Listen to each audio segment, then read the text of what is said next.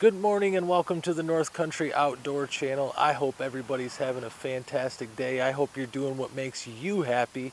Hey, before we get started, just go ahead and hit the subscribe button for me. I would really appreciate it.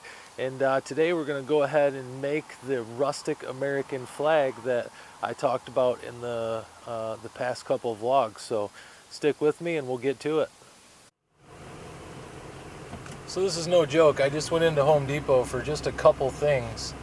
In fact, the main thing that I went in there for was some spray paint, and I walked out $176 later. Got me a new sander.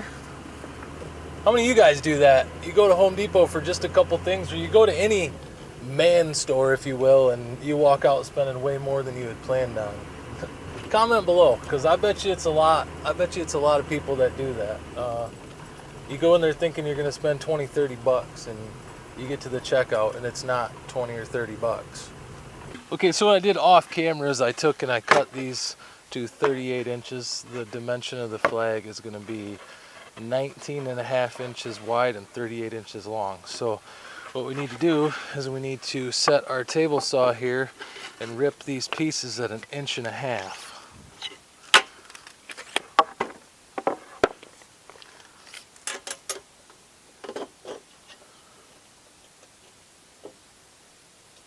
Just start ripping. We need 13 pieces at 1.5 inches.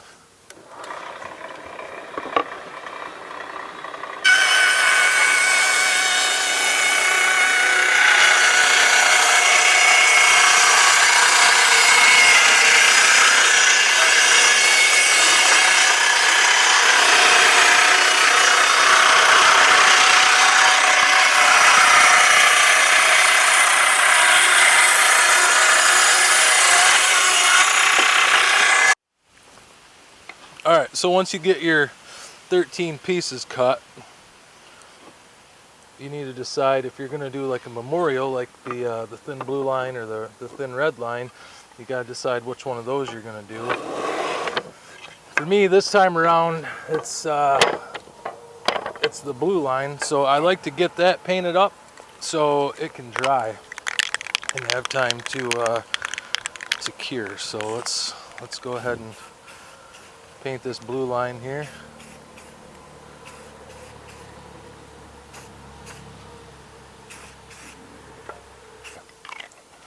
So now we got that going.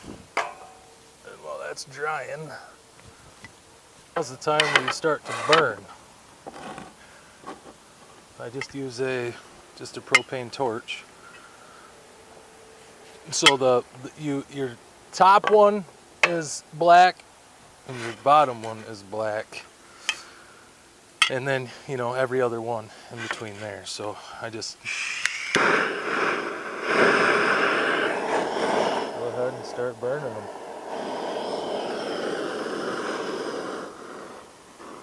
It's a little windy out here at the moment, but this works.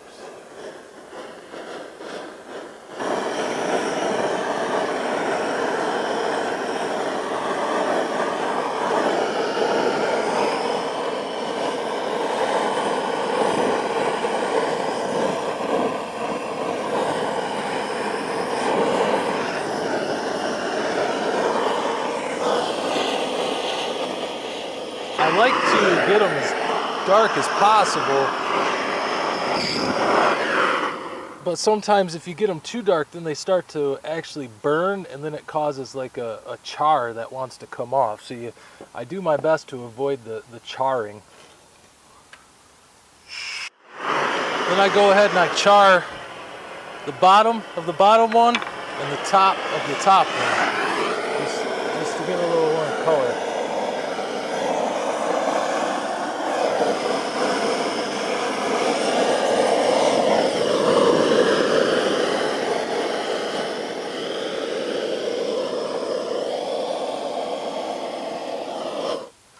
There.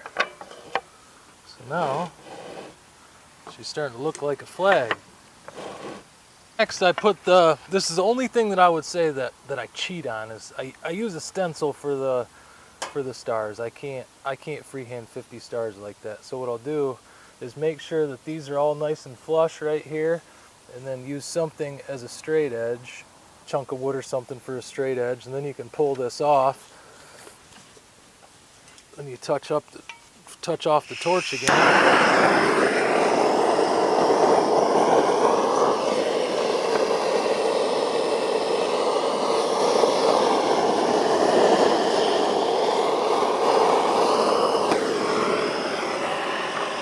I just use that straight edge for a line, just so I didn't go too far with my burn.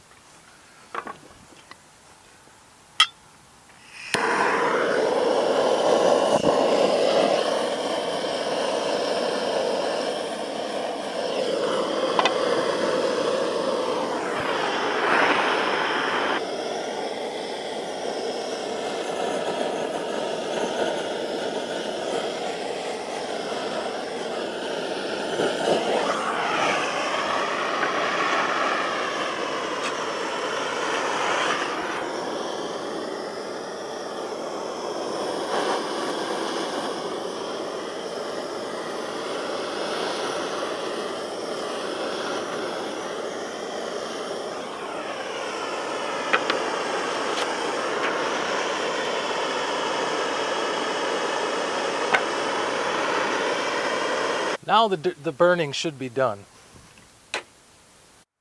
As you can see now, it's actually starting to look like a flag. Now all we got to do is we got to cut some pieces to put on the back side here to brace it all together. What I'll probably do is I'll probably end up just using some extra slats that I had, and that will work good for the back side. These will go on the back side to hold it together.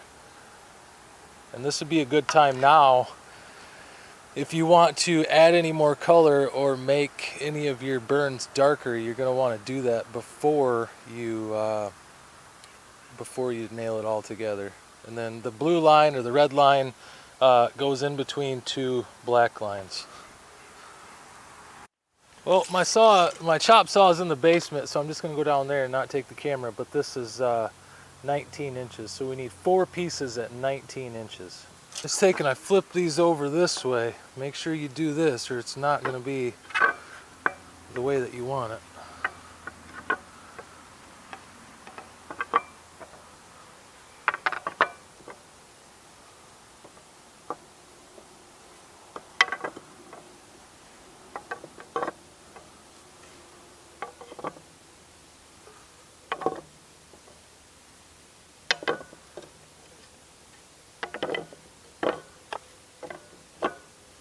I kind of flush everything up the best that I can here. Found is these aren't going to be perfect. I try to make them as perfect as I can on one edge, but if you remember, we cut several pieces in the very beginning that we ended up ripping, and my cutting skills aren't all that precise. So I'm okay with that. It's just adds more character, in my opinion. You can go ahead, it's really up to you if you want to burn these braces or not. I like to burn the top, the bottom, and both sides. Well, this lumber here, this is really nothing special. It's just some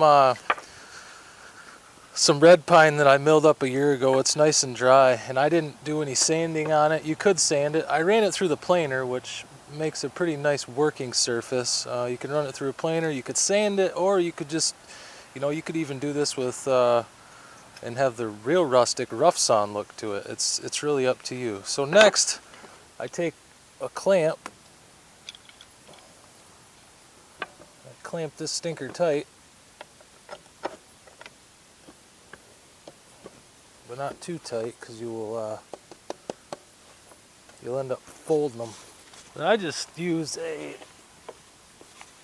brad nailer. You could use nails, short little nails. I don't know if I would want to use screws, but you could definitely use whatever nails you would like.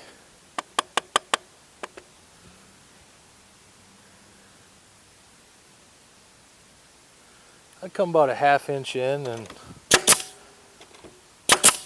each last board here, each stripe gets one in it.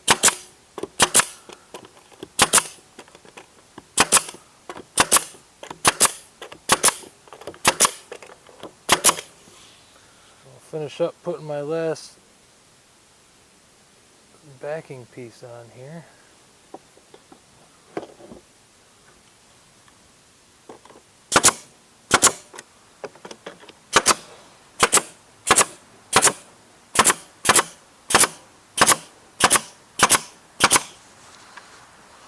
Ta-da!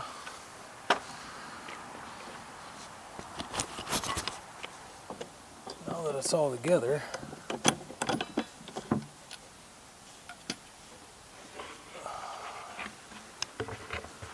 can flip it over.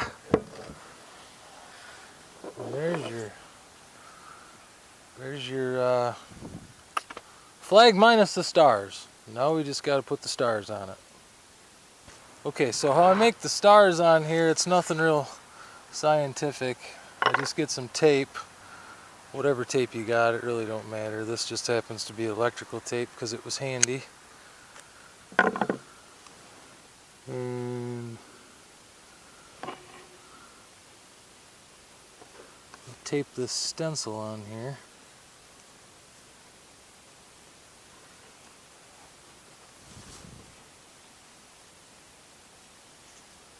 Now comes the most time-consuming part of the whole project. Take a pencil and start tracing 50 times.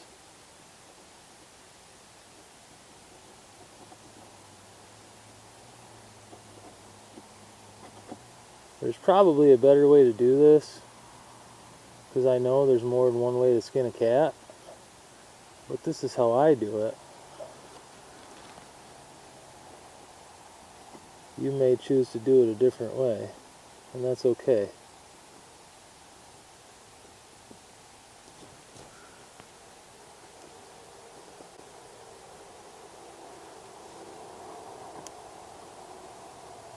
Because as you'll see, once I'm done tracing these,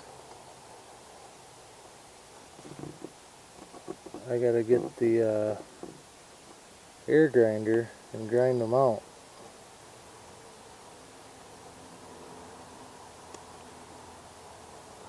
That's why I trace them first, because if I was to just put the air grinder in the stencil, it would tear up the stencil.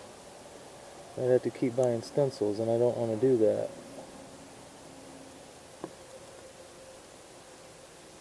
So I just prefer to take my time. How many of you use the wrong tool for the wrong job? You know, for example, you use a wrench for a hammer type situation. I do that quite often. And before you answer, anybody that carries a Leatherman or a multi-tool, in my opinion, has used the wrong tool for the wrong job, because that's all that thing is the wrong tool for the wrong job. But I carry one, and it's funny because you'll get yourself into a situation before you even think about getting another tool. You will grab that multi-tool and you will struggle with that pair of pliers on there until you just can't get it, and then you have to go get the proper pair of pliers.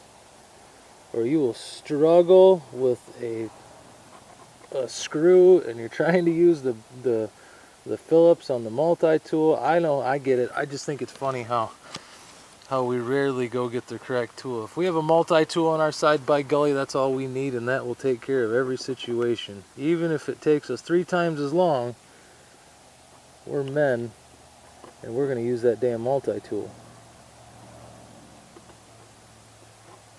I know somebody out there is going to be like, I don't do that with my multi-tool. Yes, you do. Don't lie. Now we got the stars on there with the pencil.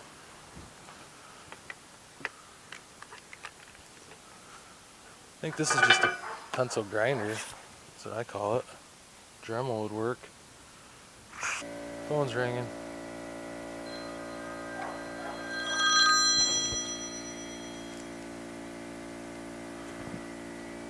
It's my sister. We'll call her back.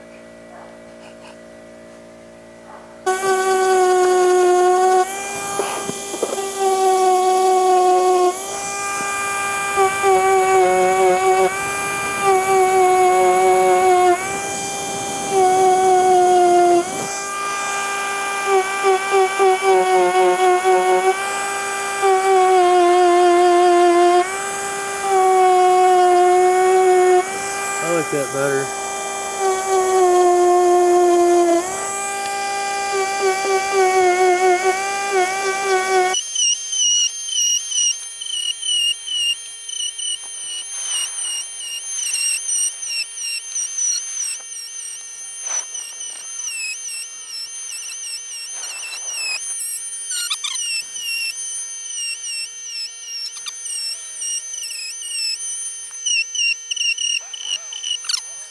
This is quite a process. It takes quite a while to get this done.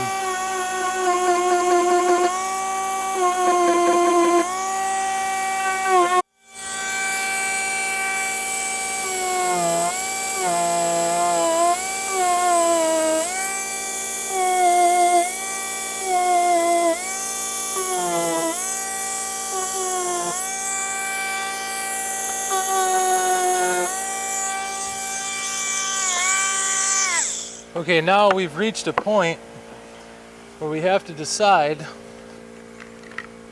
whether we want to color those in or just leave them the way that they are. You can do it either way. I'm starting to like this more, the other one that I did. I'll throw a picture of it up right here. I colored them in, but I'm really kind of liking this style more than I like them colored in. So let me know what you like. I can make them either way. And by the way, these are going to be for sale. They're $125. I'll put my email address in the description, and just get a hold of me via email. Since I'm leaving them like this, there's only one thing left to do, so let's get to it. And the last thing I do here is I just spray it with some urethane or some lacquer, just something to protect it with, and that way the char won't come off it over time either. So just give her a nice coat of urethane.